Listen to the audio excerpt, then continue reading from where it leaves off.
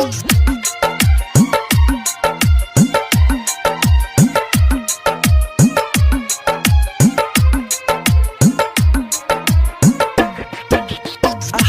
लोगवा देख के काहे कोहरे हिलायो न देखा। अपन लोगवा देख के काहे कोहरे हिलायो न देखा। बाबा देखी ना हाथ के रेखा, बाबा देखी ना हाथ के रेखा। जिंदगी कोहटी कौन लेखा। बाबा देखी ना हाथ के रेखा, जिंदगी कोहटी कौन लेखा। अपन लोगवा देख के काहे कोहरे हिलायो न देखा। अपन लोगवा देख के काहे कोहरे हिलायो न देखा।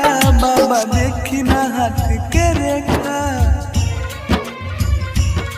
बाबा देखी ना हाथ के रेखा। जिंदगी कोहटी कौन लेखा। बाबा देखी ना हाथ के रेखा, जिंदगी कोहटी कौन लेखा। पहिला बाहर प्यार कहनी ओहू में पड़ल बाधा। मारल चाहे उहे जेके चाहने जाने से ज्यादा।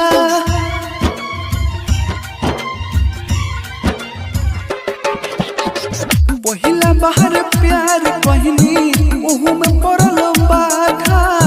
मारल चाहे उहे जेके चाहने जाने से ज्यादा। मार दी ऐसन मंतर हो जाई हम पहिले लेखा। मार दी ऐसन मंतर हो जाई हम पहिले लेखा। बाबा देखी ना हाथ के रेखा, बाबा देखी ना हाथ के रेखा। जिंदगी कोहटी कौन लेखा। बाबा देखी ना हाथ के रेखा, जिंदगी कोहटी कौन लेखा। केहू नहीं खे अपन मानो साधे सोभे पैर हो। अपने ही लोग आज समझौता गैर हो।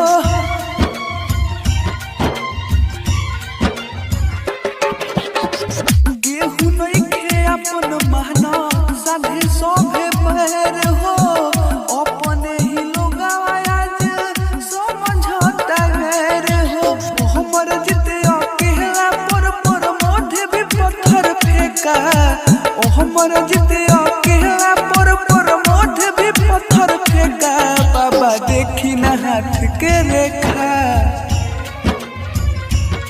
बाबा देखी ना हाथ के रेखा। जिंदगी कोहटी कौन लेखा।